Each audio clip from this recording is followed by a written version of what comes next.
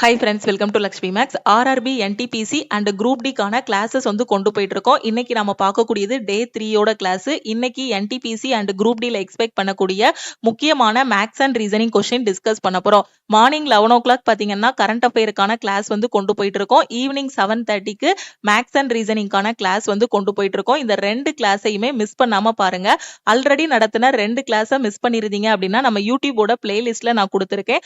அதுல நீங்க பார்த்து தெரிஞ்சுக்கலாம். இப்பதான் புதுசா நம்ம சேனலுக்கு வந்திருக்கீங்க அப்படின்னா சப்ஸ்கிரைப் பண்ணிட்டு பெல் ஐக்கானை கிளிக் பண்ணிக்கோங்க. நீங்க இன்னும் லக்ஷ்மி மேக்ஸ் ஆப்பை டவுன்லோட் பண்ணல அப்படின்னா பிளே ஸ்டோர்ல போய் லக்ஷ்மி மேக்ஸ் ஆப்பை டவுன்லோட் பண்ணிக்கோங்க. இன்னைக்கு கிளாஸ்க்குள்ள போறதுக்கு முன்னாடி ஒரு முக்கியமான அனௌன்ஸ்மெண்ட். ஏப்ரல் 5ல இருந்து நம்ம லக்ஷ்மி மேக்ஸ் ஆப்ல இருக்கக்கூடிய கோர்சஸோட ஃபீஸ் இன்க்ரீஸ் பண்றதுனாலயும் லைஃப் டைம் வேலிடிட்டியை சேஞ்ச் பண்றதுனாலயும் நம்ம ஆப்ல இருக்கக்கூடிய எல்லா கோர்சஸ்க்குமே ஆஃபர் அனௌன்ஸ் பண்ணிருக்கோம். இன்னைக்கு நீங்க எந்த கோர்ஸ்ல ஜாயின் பண்ணாலும் ஆஃபர் பிரைஸ்ல ஜாயின் பண்ணிக்கலாம். என்டிபிசிக்கு கரெக்டா ஒரு 30 days தான் டைம் இருக்கு. இந்த 30 daysல நான் மேக்ஸ் அண்ட் ரீசனிங் ரிவிஷன் பண்ணணுங்கிற ஸ்டூடெண்ட் மேக்ஸ் அண்ட் ரீசனிங்கான ரிவிஷன் பேட்ச்ல ஜாயின் பண்ணிக்கலாம். இதோட ஃபீஸ் 399. அதே மாதிரி கடைசி 8 மாசத்தோட கரண்ட் அஃபேர் படிக்கணுங்கிற ஸ்டூடெண்ட் கரண்ட் அஃபேருக்கு 199 பே பண்ணி ஜாயின் பண்ணிக்கலாம். கரண்ட் அஃபேரோட ஃபீஸ் பாத்தீங்க அப்படின்னா 799. என்டிபிசிக்கு படிக்கிற ஸ்டூடெண்ட் 199 பே பண்ணி சிஏ கோர்ஸ்ல நீங்க ஜாயின் பண்ணிக்கலாம். ஓகேவா? நம்ம ஆப்ல இருக்கக்கூடிய ரொம்ப முக்கியமான ஒரு course, all in one course. நீங்க இப்போ ஒரு பிகினரா இருக்கிறீங்க, என்டிபிசி குரூப் டி அப்ளை பண்ணிருக்கீங்க, எஸ்எஸ்சி எக்ஸாமும் அப்ளை பண்ணிருக்கீங்க, எனக்கு எங்க இருந்து படிக்கணும் எப்படி படிக்கணும்னு தெரியல, பெஸ்டான கிளாஸ் மெட்டீரியல் டெஸ்ட் எல்லாமே வேணுங்கிற ஸ்டூடெண்ட் ஆல் இன் ஒன் கோர்ஸ்ல ஜாயின் பண்ணிக்கோங்க. இதோட ஃபீஸ் 2500. இன்னைக்கு ஜாயின் பண்ற ஸ்டூடெண்ட் 1899 பே பண்ணி ஜாயின் பண்ணிக்கலாம். உங்களுக்கு லைஃப் டைம் வேலிடிட்டி இருக்கும். அதே இது 1 year வேலிடிட்டியில ஜாயின் பண்ற ஸ்டூடெண்ட் 1399 பே பண்ணி ஜாயின் பண்ணிக்கலாம். கரண்ட் அஃபேருக்கான பிடிஎஃப் கோர்ஸ் லைஃப் டைம் வேலிடிட்டியோட வேணும். டெய்லி என்னால நியூஸ் பேப்பர் எதுவுமே படிக்க முடியாது, ஒரே இடத்துல எல்லா நியூஸுமே எக்ஸாம் ஃபார்மேட்ல எனக்கு வேணுங்கிற student CA PDF plus test கோர்ஸ்ல ஜாயின் பண்ணிக்கோங்க. 699 பே பண்ணீங்கன்னா லைஃப் டைம் வேலிடிட்டி இருக்கும். அதே இது 1 year வேலிடிட்டியில ஜாயின் பண்ற ஸ்டூடெண்ட் 499 பே பண்ணி ஜாயின் பண்ணிக்கலாம்.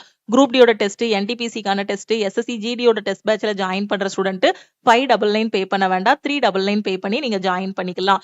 மேக்ஸ் அண்ட் ரீசனிங்கான A to Z சீரீஸ்ல ஜாயின் பண்ற ஸ்டூடெண்ட் 1199 பே பண்ணி ஜாயின் பண்ணிக்கோங்க. சயின்ஸ் அண்ட் ஜெனரல் அவேர்னஸ்ல ஜாயின் பண்ற ஸ்டூடெண்ட் 699 பே பண்ணி ஜாயின் பண்ணிக்கலாம். அதே மாதிரி ரயில்வே எஸ்எஸ்சி படிச்சிட்டு இருக்கேன், எனக்கு ஸ்டடி மெட்டீரியல்ஸ் வேணும், இ புக் வேணுங்கிற student maths, reasoning, science, general awareness எல்லாத்துக்குமான இ புக்கோட ஃபீஸ் பாத்தீங்க அப்படின்னா 299 தான். ஓகேவா? சோ இதோட ஃபீஸ் ஆப்ல 999 இருக்கும். சோ இன்னைக்கு ஜாயின் பண்ற ஸ்டூடெண்ட் ரயில்வே அண்ட் எஸ்எஸ்சியோட இ புக் கோர்ஸுக்கு 299 பே பண்ணி ஜாயின் பண்ணிக்கலாம். ஓகேவா?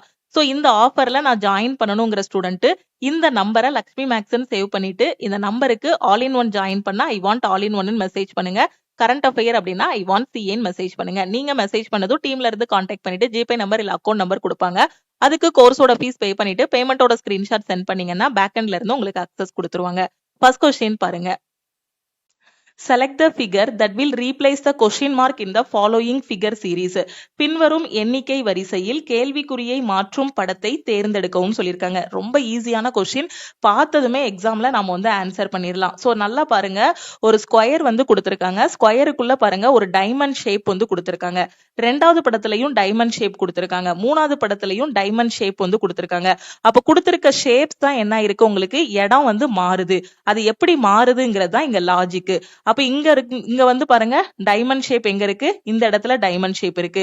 அப்ப இந்த 1வது இடத்துல இருந்து எங்க போகுது டைமண்ட் ஷேப், அடுத்து 2வது இடத்துக்கு போகுது. ஓகே, அதுக்கு அடுத்த இதுல எங்க போகும், 3வது இடத்துக்கு போகும். அதுக்கப்புறம் என்ன எங்க போகும், 4வது இடத்துக்கு போகும். ஓகேவா? அப்ப ஃபர்ஸ்ட் டைமண்ட் ஷேப் இங்க இருக்கு, 2வது எங்க வருது, இந்த இடத்துக்கு வருது.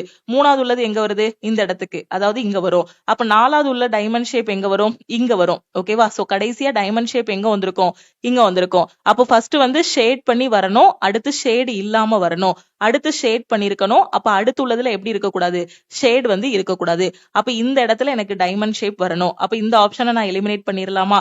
இந்த இடத்துல எனக்கு டைமண்ட் ஷேப் கொடுத்திருக்காங்க, ஆனா எனக்கு ஷேட் இல்லாம வரணும். இவன் ஷேட் பண்ணி கொடுத்திருக்கிறதுனால இதையும் நான் எலிமினேட் பண்ணிரலாம். இப்ப இந்த ரெண்டு ஆப்ஷன்ல ஏதோ ஒண்ணுதான் எனக்கு கரெக்ட். இங்கேயும் டைமண்ட் ஷேப், இங்கேயும் டைமண்ட் ஷேப் கொடுத்திருக்காங்க. சர்க்கிள் பாருங்க, சர்க்கிள் மிடில்ல தான் வரணும். எல்லாத்துலயுமே சர்க்கிள் மிடில்ல தான் கொடுத்திருக்காங்க. இதுல ஷேட் பண்ணிருந்தாங்கன்னா அடுத்து ஷேட் பண்ணிருக்க கூடாது, அடுத்து என்ன பண்ணணும், ஷேட் பண்ணிருக்கணும். அப்ப அடுத்த உள்ளதுல என்ன பண்ணிருக்கணும், ஷேட் பண்ணிருக்க கூடாது. அப்ப வெறும் சர்க்கிள் மட்டும் வந்திருக்கணுமா? சோ இங்கேயும் அதே மாதிரி சர்க்கிள் மட்டும் தான் கொடுத்திருக்காங்க. இப்ப இந்த ட்ரையாங்கிள் வச்சுதான் நான் வந்து எலிமினேட் பண்ணணும். ட்ரையாங்கிள பாருங்க. ட்ரையாங்கிள் வந்து எனக்கு எப்படி இருக்கு? சோ இந்த இடத்துல இருக்கு. அப்படிதானே? சோ இப்ப ட்ரையாங்கிள் வந்து எனக்கு இந்த இடத்துல இருக்கு. அடுத்த இதுல எனக்கு எங்க வரணும்? இங்க வரும். அப்படிதானே? சோ இந்த இடத்துல இருக்கு. அதுக்கப்புறம் செகண்ட் பிளேஸ் இங்க வருது. ஓகே. அடுத்த ட்ரையாங்கிள் எங்க வருது? அடுத்த ட்ரையாங்கிள் இங்க வரணும். அதுக்கு அடுத்த ட்ரையாங்கிள் எங்க போகும்? இங்க. அதாவது இங்க போகுது. இங்க இங்க அதுக்கப்புறம் இங்க மேல போகணும். ஓகே. சோ இந்த இடத்துக்கு ட்ரையாங்கிள் வந்து வரணும். இங்கேயும் ட்ரையாங்கிள் இங்க தான் கொடுத்திருக்காங்க. இங்கேயும் இங்க தான் கொடுத்திருக்காங்க. சோ அது வந்து எந்த பொசிஷன்ல என்ன மாதிரி ட்ரையாங்கிள் வருதுங்கிறத வச்சுதான் நாம ஆப்ஷனை எலிமினேட் பண்ணணும். சோ ட்ரையாங்கிள் ஃபர்ஸ்ட் படத்துல எப்படி இருக்கு? இந்த மாதிரி இருக்கு. ரெண்டாவது படத்துல எப்படி இருக்கு உங்களுக்கு? சோ இந்த மாதிரி இருக்கு. ட்ரையாங்கிள ரெண்டா பிரிங்க. ரெண்டா பிரிச்சா எப்படி இருக்கும்? லெஃப்ட் ரைட்னு மாறும். அப்ப லெஃப்ட்ல இருக்க இந்த கோடு இங்கேயும் ரைட்ல இருக்க இந்த பகுதி இங்கேயும் வந்திருக்கு. ஓகே. சோ அப்ப அடுத்து இந்த ட்ரையாங்கிள் இந்த மாதிரி இருக்குன்னா மேல போகும்போது இதை லெஃப்ட் ரைட்னு பிரிக்கணும். ஓகே. சோ லெஃப்ட் ரைட்னு பிரிச்சீங்கன்னா இப்படி இருக்க ட்ரையாங்கிள் உங்களுக்கு எப்படி மாறும்? இப்போ லெஃப்ட் ரைட்னு பிரிச்சீங்கன்னா இது லெஃப்ட் இது ரைட். ரைட்ல இருக்கிறது இந்த பக்கம் வந்துரும். சோ இந்த மாதிரி வந்துரும். லெஃப்ட்ல இருக்கிறது இந்த பக்கம் வந்துரும். அப்போ உங்களுக்கு எப்படி வரும்? சோ இந்த மாதிரி வரும். ஓகே. அப்போ எனக்கு இந்த படத்தை நான் வந்து எலிமினேட் பண்ணிரலாம். ஆப்ஷன் டி தான் நான் என்ன சொல்லிரலாம்? கரெக்ட்னு சொல்லிரலாம். ஓகே. புரிஞ்சிருச்சா? அடுத்த கொஸ்டின் பாருங்க. அடுத்த கொஸ்டின்ல என்ன சொல்லிருக்காங்க? A sum of rupees 9350 was taken as a loan. This is paid in 2 equal installments. If the rate of interest is 20% per annum compounded annually, then what is the value of each installment? 2017 ஆண்டுக்கு ரூபாய் 9350 வந்து கடனாக எடுக்கப்பட்டது. So கடன் principal. Okay. கடன் எவ்வளவு வாங்கியிருக்கோம்? 3550 ரூபாய் வந்து கடன் வாங்கியிருக்கோம். இது 2 சம தவணைகளில் கட்டப்படுகிறது. ஈக்குவல் இன்ஸ்டால்மெண்ட்ல இதை வந்து பே பண்ணணும். ஓகே. சோ வட்டி போடுவாங்க. அப்படிதானே? நம்ம இன்ஸ்டால்மெண்ட்ல இப்ப 1000 ரூபாய் ஒரு பொருளோட மதிப்பு அப்படின்னா இன்ஸ்டால்மெண்ட்ல வாங்குறோம் அப்படின்னா அவங்க எப்படி வாங்குவாங்க? அட்லீஸ்ட் 1200 ரூபாய் அதுக்கு அந்த பொருளோட அசல் விலைக்கு மேல கொஞ்சம் வட்டி போட்டுதான் இன்ஸ்டால்மெண்ட்ல பே பண்ற மாதிரி இருக்கும். அப்ப அதை வந்து நம்ம ஈக்குவலா என்ன பண்றோம்? இங்க வந்து பே பண்றோம். வட்டி விகிதம் எவ்வளவு அப்படின்னு பாத்தீங்கன்னா 20% வந்து இது பண்றாங்க. அப்ப அந்த தவணையின் மதிப்பு என்ன? ஃபர்ஸ்ட் இன்ஸ்டால்மெண்டோட மதிப்பு என்ன? செகண்ட் இன்ஸ்டால்மெண்டோட மதிப்பு என்ன? ரெண்டு வேல்யூமே சேம் தான். ரெண்டுமே 2 தவணையா தான் நம்ம வந்து கட்ட போறோம். ஓகே. அப்ப அந்த தவணையின் மதிப்பு என்ன? இதுதான் கொஸ்டின்ல கேட்டிருக்காங்க. சோ இதை எப்படி சால்வ் பண்ணலாம்? காம்பவுண்ட் இன்ட்ரெஸ்ட்ல நான் உங்களுக்கு ஷார்ட்கட் சொல்லி கொடுத்திருக்கேன். ரேட் ஆஃப் இன்ட்ரெஸ்ட்டை ஃபிராக்ஷன்ல எப்படி எழுதலாம்? 20% 1/5 எழுதலாம். அப்ப இங்க பிரின்சிபல் இங்க அமௌண்ட்னு போட்டுடலாம். அப்ப 5 ரூபாய் பேங்க்ல போட்டிருக்கோம் அப்படின்னா வட்டி எவ்வளவு போடுறாங்க? 1 ரூபாய் போடுறாங்க. அப்ப 5 ரூபாய் கடன் வாங்கினா திருப்பி செலுத்துறது எவ்வளவு? 6 ரூபாயா செலுத்தணும். ஓகேவா? சோ இங்க எத்தனை இன்ஸ்டால்மெண்ட்? 2 இன்ஸ்டால்மெண்ட். அப்படிதானே? சோ அதான கொஸ்டின்ல சொல்லியிருக்காங்க. சோ அப்போ இதுல வந்து 2 இன்ஸ்டால்மெண்டா நாம வந்து பே பண்ண போறோம். அதான கொஸ்டின்ல சொல்லியிருக்காங்க. 2 ஈக்குவல் இன்ஸ்டால்மெண்ட். அப்போ ஃபர்ஸ்ட் இன்ஸ்டால்மெண்ட்ல ஃபர்ஸ்ட் இயர்ல எவ்வளவு போடுவோம்? Principal 5, amount 6. அப்ப 2 இன்ஸ்டால்மெண்ட்னா இங்கேயும் ஒரு 5 போட்டுக்கோங்க, இங்க ஒரு 6 போட்டுக்கோங்க. ஏன்னா 2 இன்ஸ்டால்மெண்ட். ஓகேவா? சோ இப்போ நான் என்ன பண்ண போறேன்னு பாருங்க. சோ இங்க வந்து உங்களுக்கு என்ன கிடைக்கும்? செகண்ட் இயர்ல என்ன கிடைக்கும்? சோ இது எங்க போடுவோம் நாம? காம்பவுண்ட் இன்ட்ரெஸ்ட் கண்டுபிடிக்கும் போது. இப்ப இந்த இன்ஸ்டால்மெண்ட் பொறுத்த வரைக்கும் நாம என்ன பண்ணணும் அப்படின்னா செகண்ட் இயர் வரும்போது ஏற்கனவே ஃபர்ஸ்ட் இயர்ல இருக்கக்கூடிய வேல்யூவை ஸ்கொயர் பண்ணணும். அப்ப இங்க 5 ஸ்கொயர் 6 ஸ்கொயர்னு கிடைக்கும். புரியுதா? சோ நார்மலா நம்ம காம்பவுண்ட் இன்ட்ரெஸ்ட் 2 வருஷத்துக்கான கூட்டு வட்டி கண்டுபிடிக்கும் போது நம்ம வந்து என்ன பண்ணுவோம்? சோ எத்தனை வருஷம் இருக்கோ அதை இதை அப்படி போடுவோம். ஓகேவா? சோ நார்மலா இப்ப காம்பவுண்ட் இன்ட்ரெஸ்ட் கண்டுபிடிக்கும் போது 2 வருஷத்துக்குன்னா 5 6ன்னு போட்டு இது 25 பார்ட் இது 36 பார்ட்னு போட்டு கண்டுபிடிப்போம். இப்ப இன்ஸ்டால்மெண்ட் ப்ராப்ளம் பொறுத்த வரைக்கும் இப்ப ஃபர்ஸ்ட் இயர். ஓகே. சோ 1/5 நமக்கு வந்திருக்கு. 5ங்கிறது பிரின்சிபல், 1ங்கிறது வட்டி. அப்ப இங்க 5 இங்க 6ன்னு போட்டுடலாம். செகண்ட் இயர்னா என்ன பண்ணணும்? இது அப்படியே ஸ்கொயர் ஆகும். 5 ஸ்கொயர் 6 ஸ்கொயர். சப்போஸ் தேர்ட் இன்ஸ்டால்மெண்டா இருக்கு அப்படின்னா 3 தவணைகள்ல கெட்டுறோம் அப்படின்னா உங்களுக்கு எப்படி வரும் அப்படின்னா இது அடுத்த இதுல எப்படி வரும்னா 5 கியூப் 6 கியூப்னு வரும். ஓகே. 4 தவணைகள்னா 5/4 6/4ன்னு வரும். ஓகேவா? சோ இப்ப புரியுதா இன்ஸ்டால்மெண்ட்ல எப்படி போடணும்னு? சோ கொடுத்திருக்க அந்த ரேட் ஆஃப் இன்ட்ரெஸ்ட்டை நான் வந்து அசல் எவ்வளோ வட்டி எவ்வளோங்கிற மாதிரி பிரிச்சுட்டேன். அசல் வந்து 5 பார்ட் வருது, வட்டி 1ங்கும் போது அமௌண்ட் வந்து எவ்வளவு வருது? 6ன்னு வருது. அப்ப ஃபர்ஸ்ட் இன்ஸ்டால்மெண்ட்ல என்ன வரும்? பிரின்சிபல் 5, அமௌண்ட் வந்து 6ன்னு வரும். அப்ப செகண்ட் இன்ஸ்டால்மெண்ட்ல என்ன பண்ணணும்? இதை வந்து ஸ்கொயர் பண்ணணும். அப்ப 5 ஸ்கொயர்னா உங்களுக்கு என்ன வரும்? 25. 6 ஸ்கொயர்னா என்ன வரும்? 36ன்னு வரும். ஓகேவா?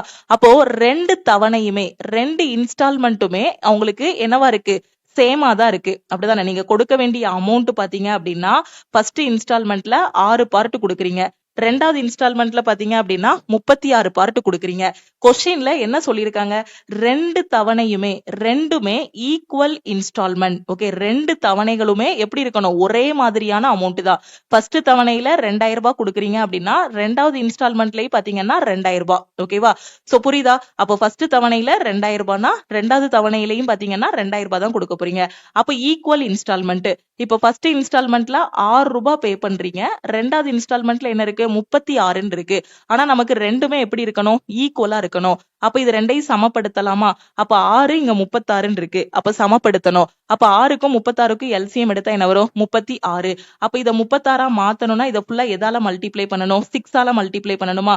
அப்ப இத 36 மாத்தணும்னா இத ஃபுல்லா எதால மல்டிப்ளை பண்ணணும், 1 ஆல மல்டிப்ளை பண்ணணும். அப்ப உங்களுக்கு என்ன கிடைக்கும், இத 6 ஆல மல்டிப்ளை பண்ணீங்க அப்படின்னா 5 6 30, 6 6 36 இருக்கும். இது பிரின்சிபல், இது அமௌண்ட், அதாவது இன்ஸ்டால்மெண்ட். அப்புறம் இங்க என்ன இருக்கும், 25 into 1 25, 36 into 1 என்ன வரும், 36 கிடைக்கும். அப்ப இன்ஸ்டால்மெண்ட் என்னன்னு கிடைச்சிருது உங்களுக்கு, இன்ஸ்டால்மெண்ட் வந்து 36 பார்ட்னு கொண்டு வந்தாச்சு. ஓகே, அப்ப இது ஃபர்ஸ்ட் இன்ஸ்டால்மெண்ட், இது செகண்ட் இன்ஸ்டால்மெண்ட். புரியுதா? அப்போ எனக்கு ஃபர்ஸ்ட் இதுல பிரின்சிபல் வந்து உங்களுக்கு என்ன வருது, 30. ஃபர்ஸ்ட் இன்ஸ்டால்மெண்ட்ல அசல் எவ்வளவு, 30 + 25 55. அப்போ எனக்கு டோட்டலா இங்க என்ன வருது, 36 + 36 72 கிடைக்கும். ஓகே, சோ புரியுதா நான் என்ன சொல்றேங்கிறது, புரியுதா? ரொம்ப சிம்பிளான கொஸ்டின். நான் இன்னும் ஒரு டைம் எக்ஸ்பிளைன் பண்றேன். Rate of interest 20%. அப்ப இது பிரின்சிபல், இது அமௌண்ட்னு போட்டுக்கோங்க. 20% 1/5 போடலாம். First installment, second installment. அப்போ 5 ரூபாய் அசலு. அப்போ தொகை எவ்வளவு வரும், 5 + 1 6ன்னு செலுத்துவீங்க. அப்ப ரெண்டாவது இன்ஸ்டால்மெண்ட்ல இது என்ன பண்ணணும்னா இதை ஸ்கொயர் பண்ணணும். அப்ப இது 25, இது 36ன்னு மாறும். ரெண்டுமே ஈக்குவல் இன்ஸ்டால்மெண்ட்.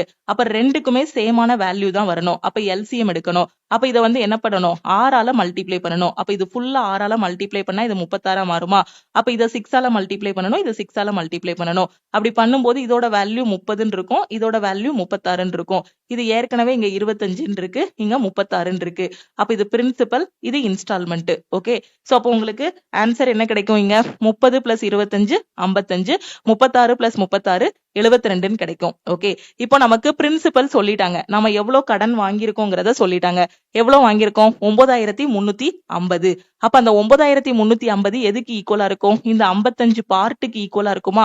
அப்ப 55 பார்ட் வந்து 9350 இருந்துச்சு அப்படின்னா நாம எத்தனை பார்ட் கண்டுபிடிக்கணும், 1 பார்ட்டுக்கு என்னன்னு கண்டுபிடிக்கணும். ஓகே, சோ 1 பார்ட்டுக்கு என்னன்னு கண்டுபிடிங்க. சோ 9350 55. ஓகே, இல்லனா 11ஆம் வாய்ப்பாடுல கட் பண்ணுங்க ஃபர்ஸ்ட். சோ 5 11 55, 8 11 88, 5 11 55, சோ 17 5 85, 170 கிடைக்கும். அப்போ 1 பார்ட் வந்து உங்களுக்கு எவ்வளவு, 117 கிடைக்கும். இப்போ உங்களுக்கு என்ன கேட்டிருக்காங்க, அந்த இன்ஸ்டால்மெண்ட் வேல்யூ என்னன்னு கேட்டிருக்காங்க. அப்போ ஃபர்ஸ்ட் இன்ஸ்டால்மெண்ட்ல எவ்வளவு பார்ட் செலுத்துவீங்க, 36 பார்ட். ரெண்டாவது இன்ஸ்டால்மெண்ட்ல எவ்வளவு செலுத்துவீங்க, 36 பார்ட். அப்போ இன்ஸ்டால்மெண்டோட மதிப்பு தான் கேட்டிருக்காங்க. அப்ப அந்த தவணையோட வேல்யூ எவ்வளவு வரும், 36 பார்ட். 1 பார்ட் 170னா 36 பார்ட்டுக்கு என்ன வரும், 36 × 117 போடணும். சோ 36 × 17 மல்டிப்ளை பண்ண என்ன கிடைக்கும், 6 7 42, 21 27 27, சோ 27 ஒரு 4 31, சோ 3 3 6. அப்ப 6120 கிடைக்கும். அப்ப 6120 ரூபாய் வந்து பே பண்ணுவீங்க. அப்போ ஃபர்ஸ்ட் தவணையில எவ்வளவு ரூபாய் பே பண்ணுவீங்க, 6120 ரூபாய். ரெண்டாவது தவணையிலையும் 36 பார்ட் தான், 6120 ரூபாய். அப்ப டோட்டலா எவ்வளவு பே பண்றீங்கன்னா 0 4 2 2, சோ 12240 ரூபாய் பே பண்றீங்க. ஓகே, இல்ல 9350 ரூபாய்க்கு ஒரு ஃப்ரிட்ஜோ ஒரு வாஷிங் மிஷினோ வாங்குறீங்க. ஓகே, 9350 ரூபாய்க்கு ஒரு டிவி வாங்குறீங்க. அந்த டிவியை நீங்க இன்ஸ்டால்மெண்ட்ல பே பண்ண போறீங்க. அப்ப இன்ஸ்டால்மெண்ட்ல கொடுக்கறாங்கன்னா அதுக்கு வட்டி போடுவாங்க, அப்படிதானே? அது காரா இருக்கட்டும், எது நாம இஎம்ஐல வாங்கினாலுமே கொஞ்சம் எக்ஸ்ட்ரா காசு கொடுக்கணும். அப்ப எவ்வளவு கொடுக்குறீங்கன்னா 9350க்கு மாசம் 6120 ரூபாய் கொடுக்குறீங்க. உங்களை 2 தவணையா கட்ட சொல்றாங்க. மாசம் 6120 ரூபாய் கட்டுறீங்க. ஃபர்ஸ்ட் மாசம் ஒரு 6120, ரெண்டாவது தவணையில ஒரு 6120. அப்போ 9350 ரூபாய் மதிப்புள்ள பொருளுக்கு 12240 ரூபாய் வந்து கொடுப்பீங்க. ஓகேவா? அத முதல் தவணையோட இது என்னன்னு கேட்டிருக்காங்க. ஒவ்வொரு தவணையின் மதிப்பு கேட்டிருக்காங்க. மொத்தமா எவ்வளவு ரூபான்னு கேட்கல, ஒவ்வொரு தவணையின் மதிப்பு. அப்போ ஒவ்வொரு தவணையின் மதிப்பு எவ்வளவு கண்டுபிடிச்சோம், 6120. 6120ங்கிறது ஆப்ஷன் சி. உங்களுக்கு புரியணுங்கிறதுக்காக தான் நான் ரொம்ப சிம்பிளா ஸ்டெப் பை ஸ்டெப்பா சொல்லியிருக்கேன். ஆனா எக்ஸாம்ல பார்த்ததுமே இதை வந்து ஒரு நிமிஷத்துக்கு முன்னாடியே இந்த சம்ம சால்வ் பண்ணிடலாம். கொஞ்சம் கால்குலேஷன் பார்ட் பார்த்ததுமே இந்த பிரின்சிபல் எத்தனை பார்ட், இன்ஸ்டால்மெண்ட் அமௌண்ட் எவ்வளவு பார்ட்னு கண்டுபிடிக்கணும். ஈக்குவேட் பண்ண போறோம். 1 பார்ட்டுக்கு என்னன்னு கண்டுபிடிச்சு மல்டிப்ளை பண்ணிட்டீங்க அப்படின்னா ஆன்சர் வந்துரும். ஓகே, அடுத்த கொஸ்டின் பாருங்க. இதுல என்ன சொல்லியிருக்காங்க, ஸ்டேட்மெண்ட்டும் அசம்ஷனும் கொடுத்திருக்காங்க. சோ அந்த ஸ்டேட்மெண்ட்ல இருந்து என்னெல்லாம் யூகிக்கலாம் நீங்க. the government has decided to provide monetary relief to the farmers in the drought hit areas. Okay, government வந்து ஒரு டெசிஷன் எடுத்திருக்காங்க. என்ன அப்படின்னா வறட்சியால் பாதிக்கப்பட்ட பகுதிகளுக்கு நிவாரணம் கொடுக்கணும் அப்படிங்கிற மாதிரி ஒரு முடிவு எடுத்திருக்காங்க. அசம்ஷன் பாருங்க, the farmers of the affected area may accept the government relief. அப்படிதானே, வறட்சியால பாதிக்கப்பட்டிருக்காங்க. அப்ப இந்த மாதிரி கவர்மெண்ட்ல இருந்து ஒரு அனௌன்ஸ்மெண்ட் வருது அப்படின்னா அந்த வறட்சியால பாதிக்கப்பட்ட மக்கள், அந்த ஃபார்மர்ஸ் வந்து என்ன பண்ணுவாங்க, அதை வந்து என்ன பண்ணுவாங்க, அக்செப்ட் பண்ணிக்கிடுவாங்க. ஓகே, எங்களுக்கு ஒரு நிவாரணம் கொடுத்தீங்கன்னா அடுத்து அது எங்களுக்கு வந்து யூஸ்ஃபுல்லா இருக்குங்கிற மாதிரி ஃபார்மர்ஸ் வந்து அக்செப்ட் பண்ணிக்கிடுவாங்க. அப்படிதானே. அப்ப இந்த ஸ்டேட்மெண்ட்ல இருந்து இது வந்து என்னது, இந்த அசம்ஷன் கரெக்ட் தான். the government employees may be able to reach the affected farmers to provide relief. அப்ப கவர்மெண்ட்ல இருந்து உத்தரவு வந்துருச்சு, இந்த மாதிரி ஒரு ஆர்டர் போடுறாங்க அப்படின்னா என்ன பண்ணுவாங்க, கவர்மெண்ட் எம்ப்ளாயிஸ் வந்துட்டு யாரெல்லாம் அஃபெக்ட் ஆயிருக்காங்களோ அவங்களுக்கு அந்த இதை வந்து என்ன பண்ணுவாங்க, அந்த மானிட்டரியை வந்து கொடுக்கறதுக்கு ஏற்பாடு பண்ணுவாங்க. the government employees may be able to reach the affected farmers to provide relief. Okay, அப்ப ரெண்டுமே ஃபாலோ ஆகுது. தமிழ் மீடியம் பாருங்க. கூற்று என்னன்னா, வறட்சியால் பாதிக்கப்பட்ட பகுதிகளில் உள்ள விவசாயிகளுக்கு நிவாரணம் வழங்க அரசு முடிவு செய்துள்ளது. இதுல இருந்து என்னெல்லாம் யூகிக்கலாம், பாதிக்கப்பட்ட பகுதி விவசாயிகள் அரசின் நிவாரணத்தை ஏற்கலாம். அப்படிதானே, ஏதாவது ஒரு பாதிப்பு, ஒரு புயலோ வெள்ளமோ ஏதோ வறட்சியோ வந்துருச்சு, அப்போ கவர்மெண்ட் வந்து அவங்களுக்கு நிவாரணம் கொடுக்கணும்னா வேண்டாம்னா சொல்லுவாங்க, எல்லாருமே அப்படிதான் அக்செப்ட் பண்ணதானே செய்வாங்க. அப்ப அந்த நிவாரணத்தை ஏற்பாங்க. இது வந்து ஃபர்ஸ்ட் பாயிண்ட் கரெக்ட். அரசு ஊழியர்கள் என்ன பண்ணுவாங்க, கரெக்டா அந்த இடத்துக்கு போவாங்க. யாரெல்லாம் பாதிக்கப்பட்டிருக்காங்களோ அவங்க எல்லாருக்கும் அந்த நிவாரணம் கிடைக்கிறதுக்கு வழிவகை செய்வாங்க. அப்படிதானே, அரசு ஊழியர்கள் பாதிக்கப்பட்ட விவசாயிகளுக்கு நிவாரணம் வழங்கலாம். அப்போ போத் 1 and 2 implicit. ஓகே, அப்ப ரெண்டுமே அதுல இருந்து நாம யூகிக்கலாம். ஓகே, அடுத்த கொஸ்டின். இதுல என்ன சொல்லிருக்காங்க, M can complete a work in 50 days. N alone can complete the work in 100 days. Both of them work together. Then in 25 days, what % of work will be completed? M மட்டும் ஒரு வேலையை பார்க்கறான் அப்படின்னா 50 நாள்ல ஒரு வேலையை பார்த்து முடிப்பானா. அதே வேலையை N கிட்ட கொடுக்கறேன் அப்படின்னா அவன் பார்த்து முடிக்கிறதுக்கு 100 நாள் ஆகும். ரெண்டு பேரும் சேர்ந்து வேலை பார்த்தாங்கன்னா 25 நாட்களில் 25 நாள் வேலை பார்க்கறான். ஓகே, ரெண்டு பேரும் சேர்ந்து வேலை பார்க்க போறாங்க. எம்மும் என்னும் வேலை பார்க்க போறாங்க. எத்தனை நாள் அப்படின்னா 25 டேஸ் மட்டும் தான் வேலை பார்க்க போறாங்க. ஓகே, அப்ப அந்த 25 டேஸ்ல எவ்வளவு பெர்சன்டேஜ் ஒர்க் வந்து கம்ப்ளீட் ஆயிருக்கும். ஓகே, சோ இதுதான் கொஸ்டின். அப்ப M வந்து 50 நாள்ல முடிக்கான், N வந்து 100 டேஸ்ல முடிக்கான். இது ரெண்டுக்கும் எல்சிஎம் எடுத்தோம்னா என்ன வரும், 50க்கும் 100க்கும் எல்சிஎம் 100. ஓகே, இததான் நம்ம என்ன சொல்லுவோம், மொத்த வேலை அப்படின்னு சொல்லுவோம், டோட்டல் ஒர்க்னு சொல்லுவோமா. ஓகே, ஆல் இன் ஒன் கோர்ஸ்ல உங்களுக்கு நான் சொல்லி கொடுத்துருக்கேன்.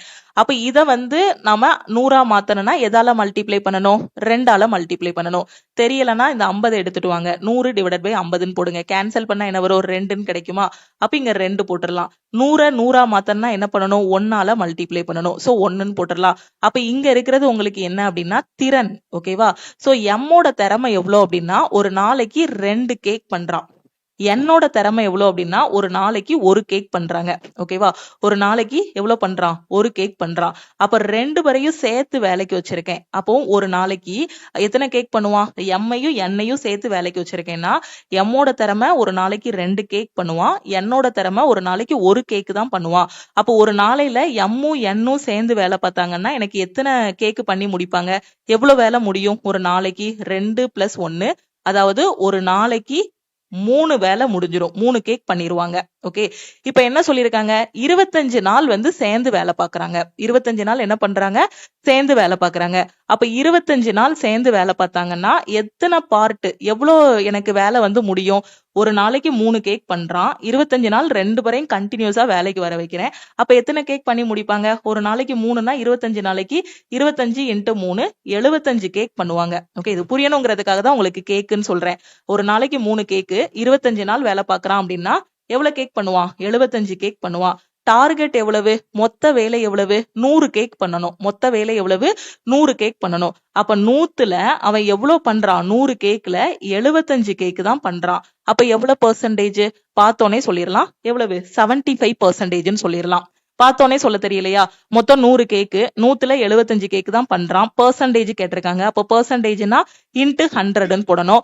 100 கேன்சல் ஆகிரும். அப்ப 75% நமக்கு தெரியும். 100க்கு 75னாலே நமக்கு பார்த்தோன்னே சொல்லிடலாம் அது எவ்வளவு 75%. புரியுதா? அப்போ ஒரு நாளைக்கு 3 கேக் பண்ணுவான். 25 நாள் 2 பேரையும் சேர்த்து வேலைக்கு வச்சேன்னா 25 × 3 75 கேக் பண்ணுவாங்க. அப்ப இந்த மொத்தம் டார்கெட் எவ்வளவுனா 100 கேக்கு. 100க்கு 75 தான் பண்ணி முடிச்சிருக்கானா எவ்வளவு பெர்சன்டேஜ் வேலை முடிஞ்சிருக்கு? 75% முடிஞ்சிருக்கு. 75ங்கிறது ஆப்ஷன் சி. அடுத்த கொஸ்டின். ஓகே, இந்த 4ல எது ஆட் ஒன் அவுட்னு கண்டுபிடிக்கணும். அதுதான் இங்க வந்து டீடைல்டா வந்து உங்களுக்கு கொடுத்திருக்காங்க. ஓகேவா? சோ இந்த இன்ஸ்ட்ரக்ஷனை நான் சுருக்கமா சொல்றேன். 4ல எது ஆட் ஒன் அவுட்னு கண்டுபிடிக்கணும். 4 பேருமே ஏதோ ஒரு லாஜிக்கை வந்து ஃபாலோ பண்றாங்க. அதுல 3 பேர் வந்து சேம் லாஜிக் ஃபாலோ பண்றாங்க. 3 ஆப்ஷன். ஒன்னு மட்டும் உங்களுக்கு என்னவா இருக்கும்னா வித்தியாசமா இருக்கும். அவன் தான் odd one out. Okay, so இங்க 12 50 மாத்தணும்னா எப்படி யோசிக்கலாம்? 12 × 4 48. அப்ப இத 4ஆல பெருக்கி 2 ஆட் பண்ணேன் அப்படின்னா எனக்கு என்ன கிடைக்கும்? 50 கிடைக்கும். 12 50 மாத்தணும்னா வழி என்ன இருக்கு? 12 × 4 பிளஸ் 2 போடலாம். இப்ப 8 36 மாத்தணும்னா என்ன வழி இருக்கு? 8 4ஆல பெருக்கி என்ன பண்ணலாம்? 8 4 32 பிளஸ் 4ன்னு போடலாம். எனக்கு என்ன கிடைச்சிரும்? 36 கிடைச்சிரும். 10 44 மாத்துறதுக்கு நான் என்ன பண்ணலாம்? 10 4ஆல பெருக்கி 4 ஆட் பண்ணேன் அப்படின்னா 44 ஆகிரும். 18 76 மாத்தனா 18 4ஆல பெருக்கி 4 ஆட் பண்ணேன் அப்படின்னா 76 மாறிடும். ஏன்னா 18 4 72 தெரியும். இவங்க 3 பேரையும் நல்லா பாருங்க. 8 36 மாறுறது, 10 44 மாறுறது, 18 76 மாறுறது. இவங்க 3 பேரையும் பாருங்க என்ன லாஜிக் ஃபாலோ பண்றாங்க? இன்டு 4 பிளஸ் 4ங்கிற லாஜிக் ஃபாலோ பண்றாங்க. இந்த 12 நல்லா பாருங்க என்ன லாஜிக் ஃபாலோ பண்றாங்க? இன்டு 4 லாஜிக் ஃபாலோ பண்றாங்க. ஆனா பிளஸ் 4 இல்ல, என்னது பிளஸ் 2 ஃபாலோ பண்றாங்க. அப்ப இதுதான் நமக்கு என்ன சொல்லிடலாம்? ஆட் ஒன் அவுட்னு சொல்லிடலாம். ஓகேவா? மத்த எல்லாரோட லாஜிக்கும் correct. Into 4 plus 4 into 4 plus 4 into 4 plus 4 logic கரெக்டா ஒர்க் அவுட் ஆகுது. ஒரே ஒருத்தர் மட்டும் அப்படி ஃபாலோ பண்ணல, அந்த 12 to 50. அப்ப இதுதான் நாம ஆட் ஒன் அவுட்னு சொல்லிடலாம். அடுத்த கொஸ்டின்.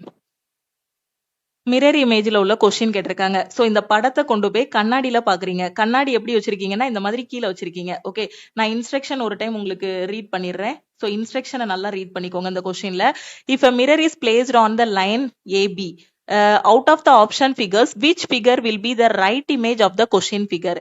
ஏபி என்ற கோட்டில் ஒரு கண்ணாடி வைக்கப்பட்டால், ஏபி இருக்கு இல்லையா, அதுதான் உங்களுக்கு என்ன அப்படின்னா மிரர். ஓகே, சோ இந்த இடத்துல ஒரு கண்ணாடி வச்சிருக்கோம். விருப்பப்படங்களில் எந்த உருவம் கேள்வி படத்தின் சரியான பிம்பமாக இருக்கும்? ஓகே, சோ இந்த படத்துல கீழே ஒரு கண்ணாடியை வச்சுட்டு பாக்குறீங்க. அப்படி பார்க்கும்போது இங்க வந்து இதான் படம், இதுக்கு கீழே ஒரு கண்ணாடி வச்சிருக்கீங்க. கண்ணாடியில பார்க்கும்போது இது எப்படி தெரியும்? நான் ஏற்கனவே உங்களுக்கு சொல்லியிருக்கேன். கண்ணாடி பொறுத்த வரைக்கும் இந்த பக்கம் வச்சிருக்கோம் அப்படின்னா உங்களுக்கு எப்படி போகும்? லெஃப்ட்ல உள்ளது ரைட்டுக்கும், ரைட்ல உள்ளது லெஃப்ட்டுக்கும் போகும். கண்ணாடிய இங்க ஒரு படம் வச்சிருக்கேன். ஓகே, இங்க ஒரு கண்ணாடி வச்சிருக்கேன் அப்படின்னா இப்படி கண்ணாடி வச்சிருந்தேன் அப்படின்னா எனக்கு எப்படி போகும்? லெஃப்ட்ல உள்ளது ரைட்டுக்கும், ரைட்ல உள்ளது லெஃப்ட்டுக்கும் வரும். அதே கண்ணாடியை நான் கீழே வைக்கிறேன். ஓகே, இங்க வைக்கிறதுக்கு பதிலா நான் இங்க வைக்கிறேன் அப்படின்னா எனக்கு எப்படி வரும்? மேல இருக்கிறதெல்லாம் கீழே வரும், கீழே இருக்கிறதெல்லாம் மேல போகும். ஓகே, கண்ணாடியை கீழே வச்சிட்டோம் அப்படின்னா என்ன டெக்னிக் போயிடணும்? வாட்டர் இமேஜ் டெக்னிக் போயிடணும். அப்ப மேல இருக்க லெட்டர்ஸ் எல்லாம் கீழே வரும், கீழே இருக்கிறதெல்லாம் மேல வரும். அப்ப மிடில்ல இருக்கிறது எங்க மேம் போகும் அப்படின்னு கேட்டீங்கன்னா மிடில்ல இருக்கிறது உங்களுக்கு எங்கேயும் போகாது, அப்படியே அங்கேயே தான் இருக்கும். மிடில்ல இருக்கிறது அந்த இடத்துல தான் இருக்கும், பொசிஷன் மாறாது. ஓகே, இப்போ உங்களுக்கு நல்லா கவனிங்க. இங்க வந்து என்ன இருக்கு? எஸ் இருக்கு. கண்ணாடியை இங்க வச்சிட்டோம்னா மேல இருக்க எஸ் எங்க வந்துரும்? கீழே வந்துரும். அது மட்டும் இல்லாம அந்த லெட்டர்ஸ் எப்படி தெரியும்னா தலைகீழ தெரியும். ஓகே, லெட்டர்ஸ் எல்லாமே எப்படி மாறும்? தலைகீழ. ஓகே, கண்ணாடியை இங்க வச்சிட்டோம்னா நீங்க இதை மிரர் இமேஜ் டெக்னிக்னே யோசிக்க வேண்டாம், வாட்டர் இமேஜோட டெக்னிக் மாதிரி யோசிச்சா போதும். அப்ப மேல இருக்கிறதெல்லாம் கீழையும், கீழே இருக்கிறதெல்லாம் மேலையும் போகும். அது மட்டும் இல்லாம லெட்டர்ஸ் எல்லாம் எப்படி இருக்கும்? தலைகீழ வரும். அப்ப எஸ் இப்படி இருக்கு, இப்படி இருக்க எஸ் தலைகீழ வரும்போது எப்படி வரும் உங்களுக்கு? இந்த மாதிரி மாறுமா? அப்ப இந்த எஸ் பாருங்க, அதே மாதிரி அப்படியே கொடுத்திருக்காங்க. அதே எஸ் வராது, தலைகீழ தெரியும். நீங்க தண்ணியில போய் பாக்கீங்க அப்படின்னா எப்படி தெரியும்? தலைகீழ தானே தெரியும். அப்ப இது வந்து நான் என்ன சொல்லிடலாம்? எலிமினேட் பண்ணிடலாம். அப்ப இங்க எஸ் கரெக்டா இருக்கு, இங்க எஸ் கரெக்டா இருக்கு, இங்க எஸ் கரெக்டா இருக்கு. அடுத்து எஃப் இப்படி இருக்கிறது எனக்கு கண்ணாடியில அதாவது கண்ணாடியை இங்க வச்சு பார்க்கும்போது எனக்கு என்ன மாதிரி தெரியும்? இந்த மாதிரி மாறுமா? தலைகீழ மாறிடுமா? சோ இப்படி இருக்க எஃப் தலைகீழ மாறிச்சுன்னா இந்த மாதிரி வரும். அப்ப இங்க கரெக்டா இருக்கு, ஆனா இங்க வந்து இங்கேயும் கரெக்ட், இங்கேயும் கரெக்ட். ஓகே, அதையும் விட்டுறலாம், ஏன்னா இது எஃப்பும் கரெக்டா தான் இருக்கு. 5 வந்து உங்களுக்கு எப்படி இருக்கு? சோ இந்த மாதிரி இருக்கு. இப்படி இருக்க 5 மேல போகும்போது அப்படி தலைகீழ மாறும். அப்படிதானே? தலைகீழ மாறும், லெஃப்ட் ரைட் எதுவும் மாறாது. அப்ப தலைகீழ மாறும்போது உங்களுக்கு எப்படி வரும்? அந்த 5 வந்து எப்படி வரும்? இந்த மாதிரி மாறும்.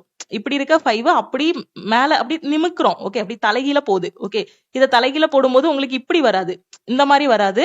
சோ இந்த மாதிரி வரும். ஓகே, சோ அப்படி வரும்போது 5 பாத்தீங்கன்னா மூணுலயுமே சேமா தான் இருக்கு. ஆப்ஷன் எலிமினேட் பண்ண முடியாது. 9 வந்து தலைகீழ போச்சுன்னா எப்படி மாறும்? 6ஆ மாறும். அப்படிதானே? 9 வந்து எப்படி மாறும்? 6ஆ மாறும். இந்த மாதிரி மாறும். ஓகே, அப்போ 9 வந்து மேல போயிரும்.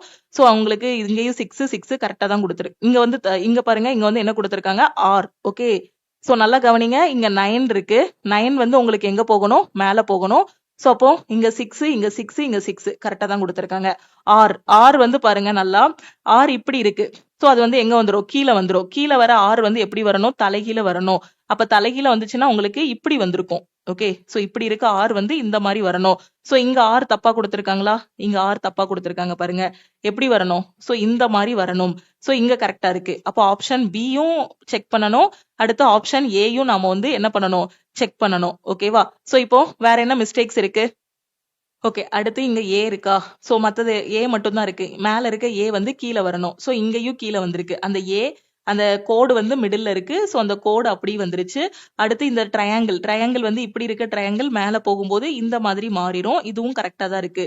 சோ மைன்யூட்டா பாருங்க, இந்த இடத்துல மட்டும் தான் மிஸ்டேக்ஸ் இருக்கு. இப்படி இருக்கிறது. ஓகே, சோ இப்படி இருக்கு. ஓகே, சோ இப்படி இருக்கிறது உங்களுக்கு எப்படி வரும்? இங்க கீழ இருக்கு. இந்த கோட்டுக்கு கீழ இருக்கிறது எங்க போயிரும்? கோட்டுக்கு மேல போயிரும். சோ கோட்டுக்கு மேல போயிரும். அதுக்கப்புறம் அந்த லைன் பாருங்க, இப்படி பார்க்க இருக்கிற லைனு உங்களுக்கு எங்க மாறும்? இந்த பக்கமா மாறும் மேல போகும்போது. ஓகே, சோ இங்க வந்து அப்படியே அதே மாதிரியே அப்படியே கொடுத்திருக்காங்க. மேல போயிட்டு அதே இடத்துல இருந்து ஆரம்பிக்கிற மாதிரி கொடுத்திருக்காங்க. ஏன்னா இது தலைகீழ போகும்போது உங்களுக்கு எங்க வந்துரும்? லைன் வந்து இங்க வந்துரும். அப்ப ஆப்ஷன் ஏயும் எலிமினேட் பண்ணிடலாம். ஆப்ஷன் பி தான் நாம வந்து என்ன சொல்லிடலாம்? கரெக்ட்னு சொல்லிடலாம். இந்த ஒரு இடத்துல மட்டும்தான் இது ரெண்டுக்கும் டிஃபரன்ஸ் இருக்கு. அதுவும் அந்த அது கீழ இருக்கிறதெல்லாம் மேல கொண்டு போயிட்டாங்க. இப்படி பார்க்க போட வேண்டிய கோட இப்படி போட்டதுனால இது வந்து தப்பு. ஆப்ஷன் ஏ வந்து. சோ ஆப்ஷன் பி தான் கரெக்ட்னு சொல்லிடலாம். ஓகே, அடுத்த கொஸ்டின். இந்த கொஸ்டின்ல பாருங்க, 9 into x square into 5 square equal to 625 அப்படின்னா 3x plus 5 ஓட வேல்யூ என்னன்னு கேட்டிருக்காங்க. ரொம்ப ஈஸி. இதுல இருந்து x ஃபர்ஸ்ட் கண்டுபிடிங்க. 9 into x square into 5 square equal to 625 இருக்கா? சோ இப்போ நாம என்ன பண்ணலாம்? 5 ஸ்கொயர்ங்கிறது எத்தனை? 25. அப்படிதானே? அப்ப இதையும் கட் பண்ணி இதை 25 மாத்திரலாமா?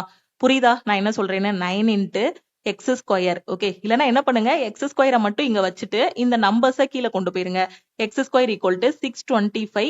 இங்க பெருக்கல்ல இருக்கிறது கீழ வரும்போது வகுத்தலா மாறும். 9 into 5 ஸ்கொயர்னு மாறும். ஓகே, இப்போ நம்ம என்ன பண்ண போறோம்? x ஸ்கொயர் equal to 625 அப்படி இருக்கட்டும். 9 into 5 ஸ்கொயர் எத்தனை? 25. அப்படிதானே? அப்ப 25ன்னு எழுதிக்கலாம். ஓகே, சோ இப்ப கட் பண்ணலாமா? இப்ப கட் பண்ண என்ன வரும்? 25 25 625ன்னு தெரியும். அப்ப 25/9 கிடைக்கும். அப்ப x ஸ்கொயரோட வேல்யூ 25/9 அப்படின்னா x ஓட வேல்யூ என்ன வரும்? √25/9 இருக்கும். அப்ப x ஓட வேல்யூ என்ன வரும்? 5/3 கிடைக்குமா? புரியுதா?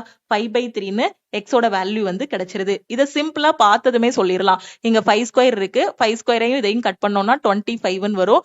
9 கீழ போயிரும். அப்ப x ஸ்கொயர் வந்து 25/9 இருந்துச்சுன்னா x ஓட வேல்யூ வந்து 5/3. ஓகே, நமக்கு என்ன கேட்டிருக்காங்க? 3x plus 5 ஓட வேல்யூ கேட்டிருக்காங்க. அப்ப 3x plus 5 வந்து உங்களுக்கு என்ன கிடைக்கும்? 3 into x ஓட வேல்யூ வந்து 5/3. ஓகே, பிளஸ் இங்க ஒரு 5 இருக்கா? 5. 3 கேன்சல் ஆகிரும். அப்போ 5 plus 5 இருக்கும். 5 plus 5 எத்தனை? 10. 10ங்கிறது ஆப்ஷன் டி. ஓகே, கிளியரா? அடுத்த கொஸ்டின் போலாமா? இந்த கொஸ்டின்ல பாருங்க, study the diagram carefully and answer the question given below. Find the number of rural unemployed males. Okay, so இந்த படத்துல முக்கோணம் அப்படிங்கிறது பாத்தீங்கன்னா எம்ப்ளாய்ட குறிக்குது. ஓகே, செவ்வகம், இந்த செவ்வகம் இருக்கு இல்லையா? செவ்வகமா சதுரமா? செவ்வகம். ஓகே, இது வந்து மேல குறிக்குது. இது வந்து இந்த சதுரம் வந்து எதை குறிக்குது அப்படின்னா ரூரலை குறிக்குது. ஓகே, சோ இந்த சதுரம்னா என்னது? ஸ்கொயர் வந்து ரூரல் பீப்புளை குறிக்குது. இந்த ரெக்டாங்கிள் வந்து எதை குறிக்குது அப்படின்னா மேல குறிக்குது. இந்த ட்ரையாங்கிள் வந்து எம்ப்ளாய்ட குறிக்குது. இப்ப நீங்க என்ன கண்டுபிடிக்கணும்னா number of rural unemployed males. Okay, so வரைபடத்தை கவனமாக படித்து கீழே கொடுக்கப்பட்ட கேள்விக்கு பதிலளிக்கவும். கிராமப்புற வேலையில்லாத ஆண்களின் எண்ணிக்கையை கண்டறியவும். ஓகே, சோ கிராமப்புறனா இந்த என்னது? ஸ்கொயர் தான் கிராமம். ஓகேவா? சோ ஆண்கள் அப்படிங்கிறது என்னதுன்னா இந்த செவ்வகம். ஓகே, எம்ப்ளாய்டுனா என்னது? வேலை இருக்கிறவங்க. ஓகே, சோ வேலை இருக்கிறவங்க. ஓகே, இப்ப நீங்க கண்டுபிடிக்க வேண்டியது வேலை இல்லாதவங்களை. Find the rural unemployed males. Okay, rural unemployed. அப்ப அன்எம்ப்ளாய்டுனா யார் வரக்கூடாது? எம்ப்ளாய்டு வரக்கூடாது, வேலை இருக்கிறவன் வரக்கூடாது. அப்ப இந்த ட்ரையாங்கிள நான் எடுத்து விட்டுறணும். ஓகே, அப்ப ட்ரையாங்கிள் ஃபுல்லா நான் எடுத்துறணும். ரூரல், ஓகே, ரூரலுக்குள்ள பார்க்கணும். ரூரல்ல அன்எம்ப்ளாய்ட நான் பார்க்கணும். அப்ப எம்ப்ளாய்டு ஃபுல்லா எடுத்துறணும். Rural unemployed males. ஓகே, அப்ப ரூரல் அன்எம்ப்ளாய்டு மேல்ஸ்னா யார வரணும்? ஓகே, அப்ப அன்எம்ப்ளாய்டுனா எம்ப்ளாய்ட எடுத்து விட்டுறணும். இப்ப ரூரலுக்குள்ளயும் இருக்கணும், அவன் மேல்ஸுக்குள்ளயும் இருக்கணும். ரூரலுக்குள்ளயும் மேல்ஸுக்குள்ளயும் யார் இருக்காங்க? இப்ப 12 வந்து ரூரலுக்குள்ள இருக்கு, ஆனா மேல்ஸுக்குள்ள இல்ல, விட்டுறலாம். 10 எடுங்க. 10 வந்து எங்கெல்லாம் இருக்கு? ரூரலுக்குள்ளயும் இருக்கு, அதாவது இந்த சதுரத்துக்குள்ளயும் இருக்கு, இந்த செவ்வகத்துக்குள்ள இருக்கு. அப்ப ரூரல்லையும் இருக்கு, மேல்லையும் இருக்கு. அப்ப 10 தான் இதுக்கான ஆன்சர். அப்ப ரூரல் அன்எம்ப்ளாய்டு மேல்ஸ் எத்தனை பேரு? 10. 10ங்கிறது ஆப்ஷன் ஏ. ஓகே, கிளியரா? அடுத்த கொஸ்டின். சோ இது போக இன்னும் நிறைய கொஸ்டின்ஸ் இருக்கு. சோ இந்த கொஸ்டின்ஸ் எல்லாத்தையும் நாம வந்து அடுத்தடுத்த கிளாஸ்ல டிஸ்கஸ் பண்ணலாம். ஓகே, சோ இந்த கிளாஸஸ் எல்லாமே கண்டிப்பா உங்களுக்கு யூஸ்ஃபுல்லா இருக்கும். மறக்காம லைக் பண்ணுங்க. டவுட்ஸ் ஏதாவது இருக்கு அப்படின்னா கமெண்ட் பண்ணுங்க. உங்க ஃப்ரெண்ட்ஸுக்கும் இந்த வீடியோவை ஷேர் பண்ணுங்க. சோ டே இப்போ நாம யூடியூப்ல கொண்டு போயிட்டு இருக்கிறது எல்லாமே ரிவிஷன் கிளாஸ் தான். நான் பேசிக்ல இருந்து படிக்கணுங்கிற ஸ்டூடெண்ட் ஆல் இன் ஒன் கோர்ஸ்ல ஜாயின் பண்ணிக்கோங்க.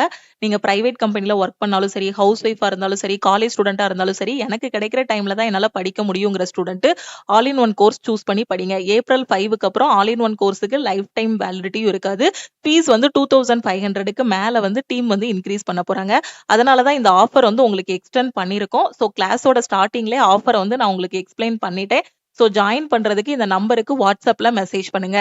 என்டிபிசி அண்டர் கிராஜுவேட்டுக்கு அப்ளை பண்ணிருக்கேன். கடைசி இருக்கக்கூடிய 30 நாள் நான் ரிவிஷன் பண்ணணுங்கிற ஸ்டூடெண்ட் ரிவிஷன் பேட்ச்ல ஜாயின் பண்ணிக்கோங்க. ரிவிஷன் பேட்சோட ஃபீஸ் வந்து 399. அதே மாதிரி என்டிபிசிக்கு கரண்ட் அஃபேர்ல ஜாயின் பண்ற ஸ்டூடெண்ட் 199 மட்டும் நீங்க பே பண்ணா போதுமானது. கடைசி 8 மாசத்தோட கரண்ட் அஃபேருக்கான பிடிஎஃப் நீங்க டவுன்லோட் பண்ணிக்கலாம். லக்ஷ்மி மேக்ஸோட டெலிகிராம் சேனல் அண்ட் குரூப்லயும் ஜாயின் பண்ணிக்கோங்க. இன்ஸ்டாகிராம்லயும் லக்ஷ்மி மேக்ஸை ஃபாலோ பண்ணிக்கோங்க. கிளாஸ்ல ஜாயின் பண்றதுக்கு இமீடியட்டா இந்த நம்பருக்கு வாட்ஸ்அப்ல மெசேஜ் பண்ணுங்க. வேற எதுவும் எக்ஸாம் பத்தி டவுட் இருந்தாலும் இந்த நம்பருக்கே நீங்க வாட்ஸ்அப் பண்ணி கேட்டுக்கலாம். தேங்க்யூ.